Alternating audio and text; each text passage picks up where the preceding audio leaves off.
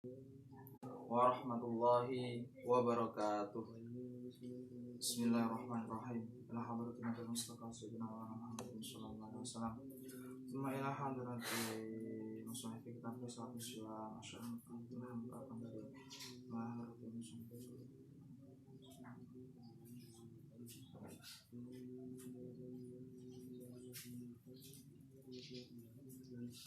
Al-Fatihah. A'udzu billahi minasyaitonir rajim. Bismillahirrahmanirrahim. Alhamdulillahirabbil alamin. Arrahmanir rahim. Maliki yaumiddin. Iyyaka na'budu wa iyyaka nasta'in. Ihdinas shiratal mustaqim. Shiratal ladzina an'amta 'alaihim ghairil maghdubi 'alaihim waladdallin. Amin. Bismillahirrahmanirrahim. Qala musannifu rahimahumullahu ta'ala wa nafa'ana bihi wa bi'ulumihi fid dharain amin. Bismillahirrahmanirrahim. Faslun, nerangaken sunnahipun siam. Di fasal ini menerangkan kesunahan dalam berpuasa. Setengah saking sunahipun siam inggih punika nomor setunggal enggal buka menawi sampun nyoto maghrib.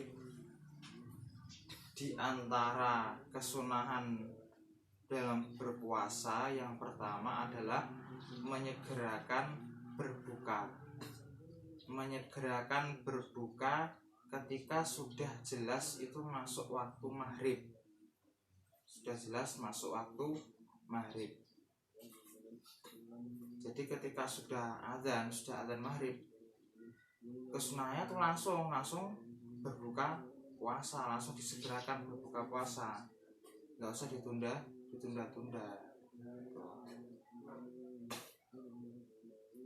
Menawi wonten kalian tamar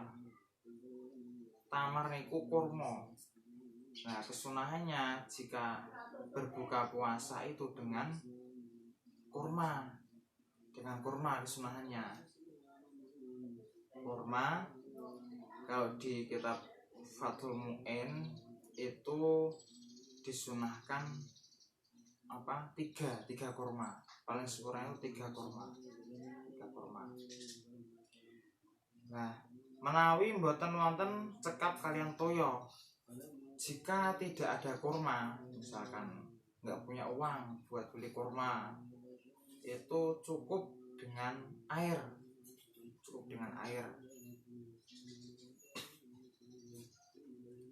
Saksampunipun supados maos doa. Nah, setelah itu baru baca doa. Gimana doanya? Allahumma lakasumtu wa ala rizqika aftartu. Allahumma dhahabadz dhama'u wa btalatil uruqu wa tsabatal ajru insyaallah taala. Nah, di sini dijelaskan kalau membaca doa Allahumma lakasumtu dan seterusnya itu setelah makan kurma atau minum air baru baca Allahumma lakasumtu, bukan sebelumnya. Jadi doa Allahumma lakasumtu wa ala rizqika aftartu dan seterusnya itu adalah doa setelah berbuka puasa, bukan doa sebelum berbuka puasa. Nah, lalu apa doa sebelum berbuka puasa? Doa sebelum berbuka puasa ya doa sebelum makan biasa, yaitu Allahumma barik lana fima rozaqtana wa qina adzabannar. Nah, jadi diingat-ingat lagi, doa Allahumma lakasumtu dan seterusnya ini adalah doa setelah berbuka puasa. Karena kebanyakan masyarakat di Indonesia ini yang memang sudah tradisinya mungkin ya, itu Allahumma lakal sumtu dan seterusnya itu adalah doa sebelum berbuka puasa. Padahal kalau di kitab itu adalah doa setelah berbuka puasa. Nah, di kitab I'anatul Thalibin itu dijelaskan wa yusannu ayyakula aqibal fitri Allahumma lakas sumtu ila akhirih.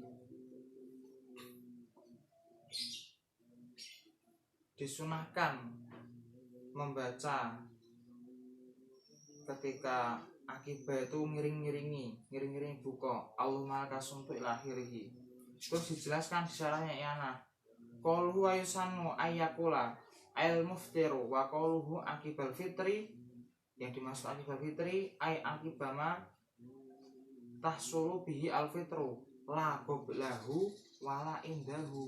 Maksudnya akibah di sini la qablahu wala indahu, tidak sebelumnya dan juga tidak ketika berbuka. Nah, berarti ya setelahnya, setelah berbuka puasa.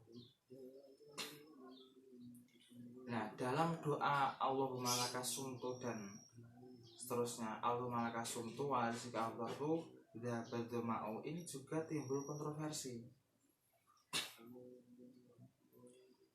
Kelompok Wahabi itu menilai kalau doa Allahumma lakas sumtu wa ala rizqika afdharu itu hadisnya dhaif. Itu hadisnya dhaif. Dan kata mereka yang sahih adalah dzahabadz dzama'u wabtalatil uruqu. Nah, sekarang kita coba bahas hadis dhaif. Hadis dhaif itu boleh digunakan dalam hal fadhailul a'mal.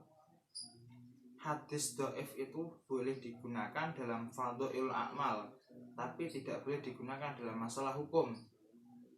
Nah, berbuka puasa, doa sebelum berbuka puasa ini masuknya masalah fadhailul a'mal. Jadi misalkan hadis Allahumma lakas sumtu ala rizqika afdharu itu hadisnya dhaif, itu tetap masih boleh digunakan karena dalam hal fadhailul a'mal. Nah, sekarang kita coba bahas apakah hadis Allahumma lakas sumtu wa ala rizqika afdharu itu apakah benar hadis dhaif. Nah, setelah dipelajari di kitab-kitab hadis, doa Allahumma lakas sumtu wa ala rizqika afdharu itu adalah riwayat Imam Bukhari dan Imam Muslim. Riwayat Imam Bukhari dan Imam Muslim. Nah, itu kan riwayat keduanya itu sudah jelas sahihnya. Sedangkan riwayat yang doa Allahumma dzahabadz dzama'u wabtalatil uruqu itu riwayat Imam Abu Dawud. Dalam hal ilmu hadis riwayat Imam Bukhari dan Muslim itu jelas di atas riwayat Imam Abu Dawud. Nah, ini malah sudah jelas kalau hadis ini sebenarnya malah sahih, bahkan lebih sahih daripada, tingkatannya itu lebih sahih daripada hadis Allahumma dzahabadz dzama'u. Sudah jelas hadis riwayat Imam Bukhari Muslim itu sahih hadisnya. Jadi nggak usah khawatir jika mau doa Allahumma lakas sumtu bika amantu wa rizqika afdharu itu malah hadisnya hadis sahih riwayat Imam Bukhari Muslim. Jadi kalau bisa ketika kita menyikapi masalah sepele, masalah doa sebelum berbuka puasa, ada yang Allahumma lakas sumtu, ada yang Allahumma dzahabadz dzama'u, itu ya kita sikapi dengan biasa aja, nggak usah terlalu saklek gitu namanya. Mau Allahumma lakas sumtu ya silahkan, mau Allahumma dzahabadz dzama'u ya silahkan, boleh semua. Jadi namanya khilaful a'immah rahmatul ummah. Perbedaan di antara pemimpin itu rahmat bagi umatnya. Nah, kalau di kitab-kitab salaf seperti I'anatul Thalibin, termasuk di kitab ini, di kitab Risalatus Syam itu digabung doanya, digabung. Allahumma laka sumtu wa ala rizqika aftartu, Allahumma dhahabat dhama'u wa abtalatil uruqu wa thabatal ajru insyaallah ta'ala. Digabung malah dapat banyak itu pahalanya. Allahumma laka sumtu ya dapat, Allahumma dhahabat dhama'u ya dapat. Digabung doanya. Kalau doa yang lebih lengkap itu ada di I'anah, itu disebutkan, saya bacakan. Allahumma laka sumtu wa ala rizqika aftartu wa bika amantu wa laka aslamtu wa alaika tawakkaltu wa rahmataka rajautu wa ilaika anabtu dhahabat dhama'u wa btalatil uruqu wa thabatal ajru insyaallah ta'ala.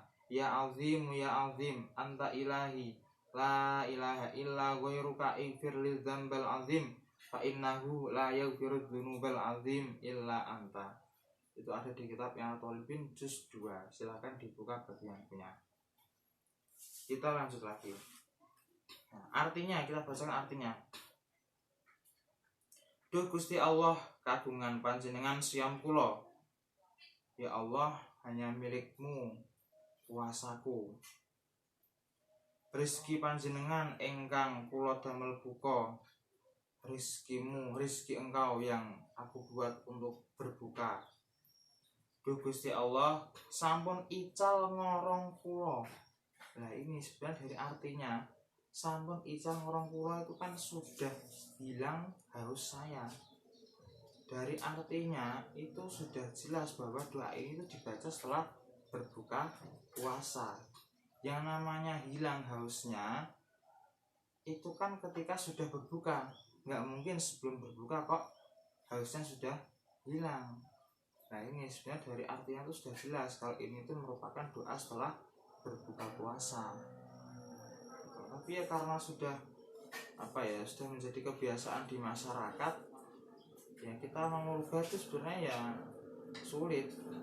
Kecuali kalau anak-anak pesantren, anak santri itu masih yang insya Allah sudah tahu kalau ini doa setelah berbuka.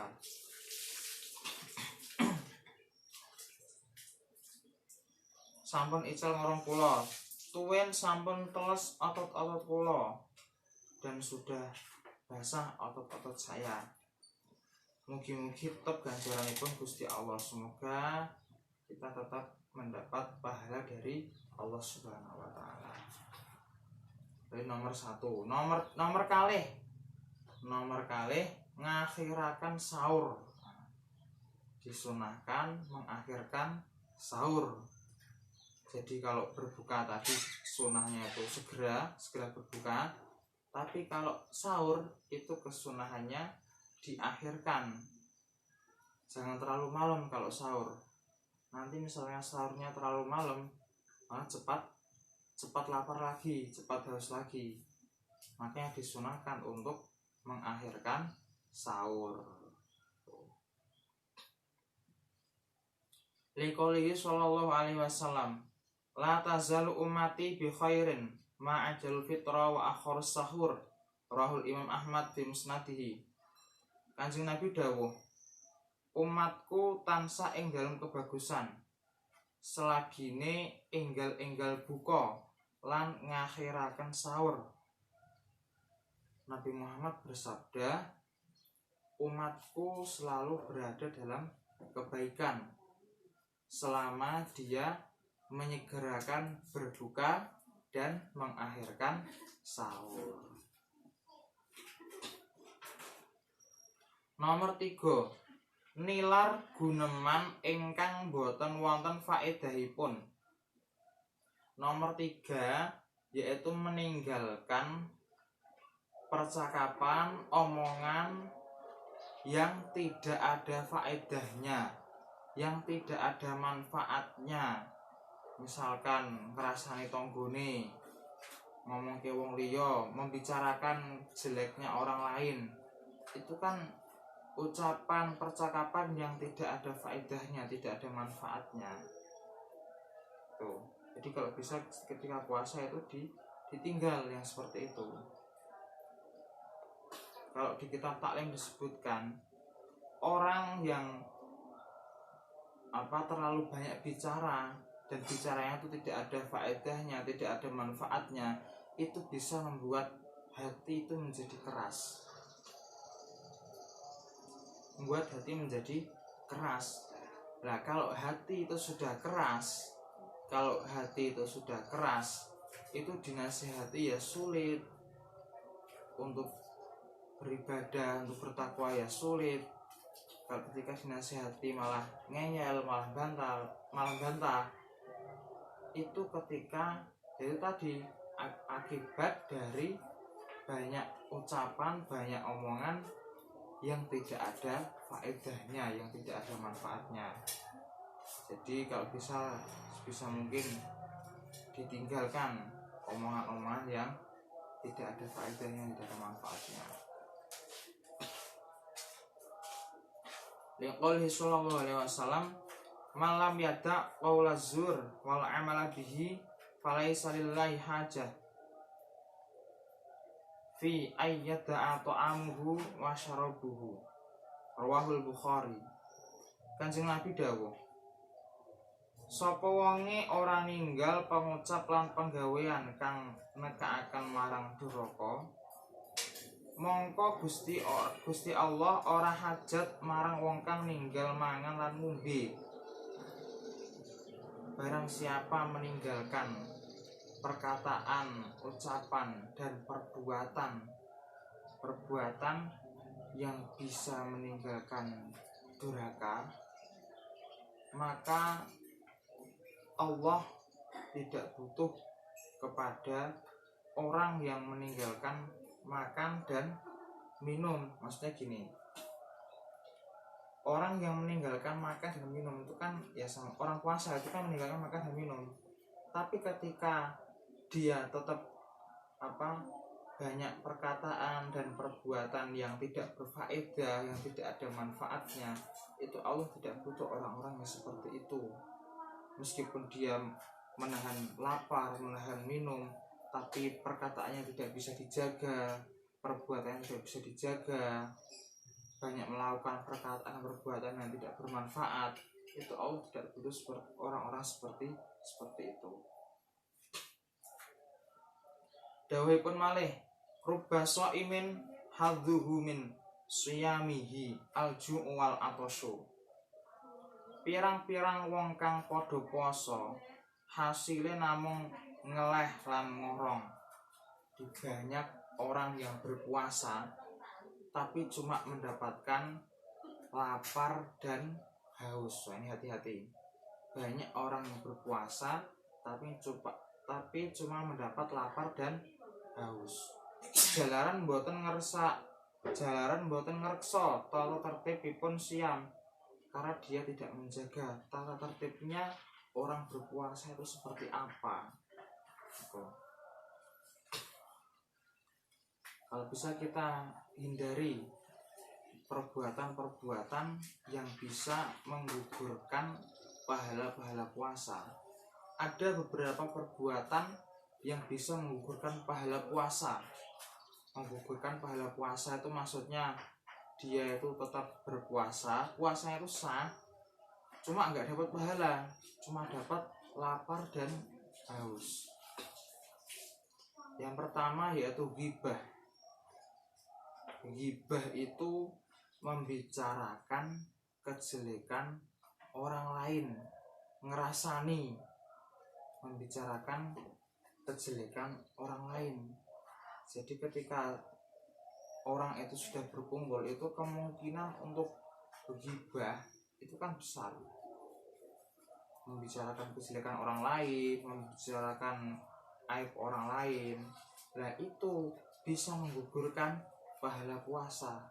Percuma kita puasa tapi cuma dapat lapar dan haus. Jadi kalau bisa kita jangan sampai ghibah, apalagi pada bulan Ramadan. Selain bulan Ramadan aja nggak boleh, apalagi bulan Ramadan, bisa menggugurkan pahala puasa.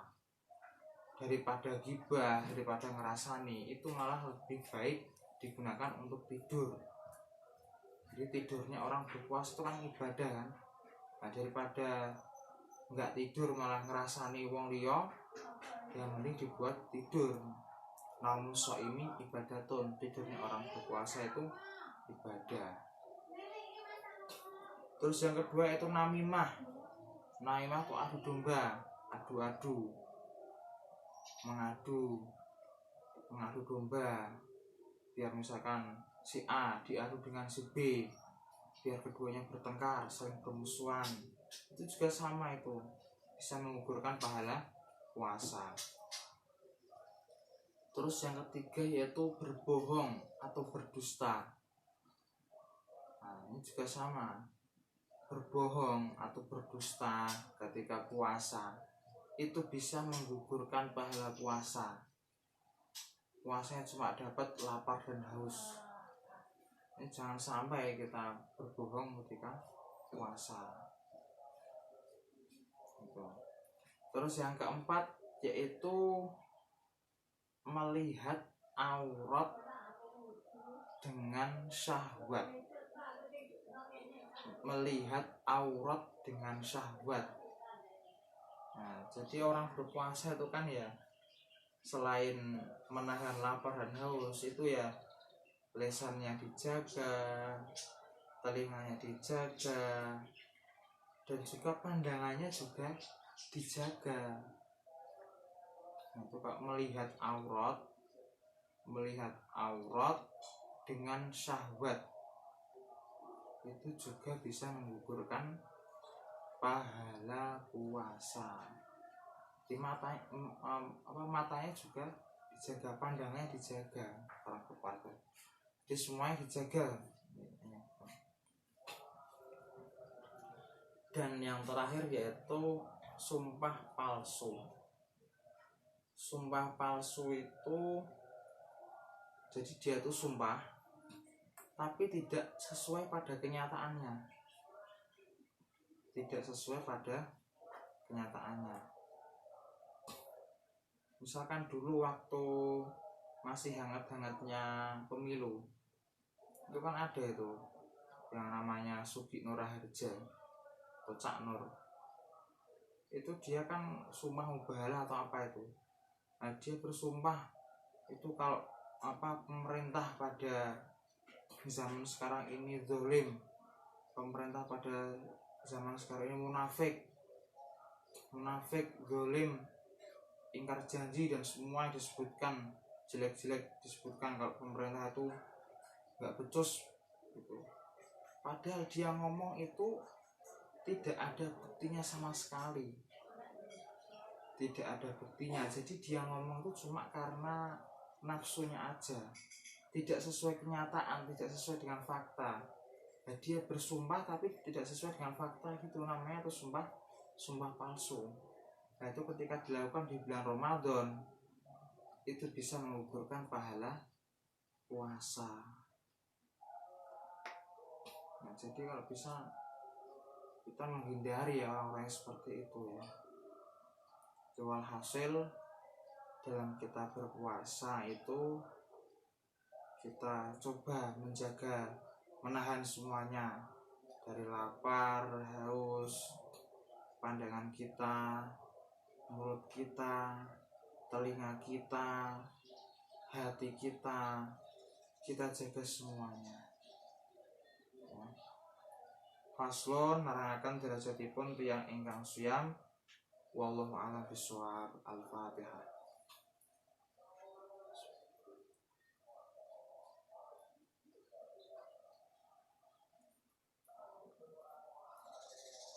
Wassalamualaikum warahmatullahi wabarakatuh.